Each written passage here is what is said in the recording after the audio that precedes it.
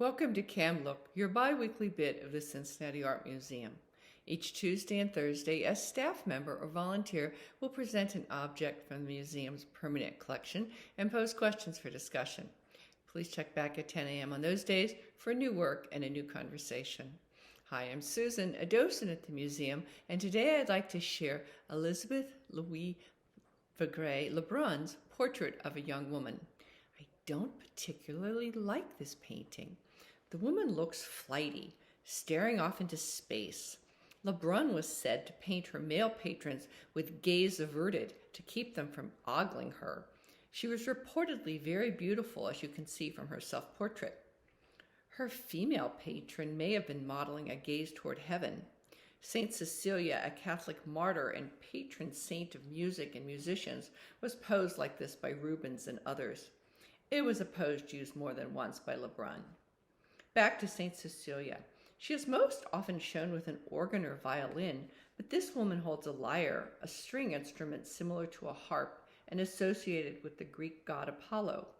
Greek and Roman culture was all the rage of neoclassicism, an art movement that was replacing Rococo. LeBrun's style seems a blend of both. Our work does have a delicate pastel color palette and uses gold and white so prevalent in Rococo works. Is there another nod to classical antiquity in this portrait? The woman is dressed in an unadorned gauzy white dress. It's somewhat reminiscent of a goddess's gown. French fashion was a bit more elaborate. Here is a self-portrait of LeBrun's contemporary and competitor, Adelaide Labelle Gerard, at her easel dressed in a totally impractical but highly fashionable gown. LeBrun and Gerard were two of only 15 women accepted to the salon in a 50-year period. Remarkably, it was on the same day. Rococo paintings generally showed beautiful aristocrats in gorgeous clothes like this, but occasionally portrayed ordinary people in the roles of notable historic or allegorical characters. These are examples of the so-called celebrity portrait.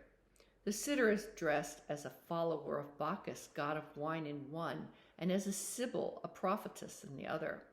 The sitter, Emma Hamilton, was a bit of a celebrity herself. She gave dramatic dance performances, posing as the figures on her lover and later husband's classical vases. Even though I'm not crazy about this particular portrait, I'm quite taken with the artist.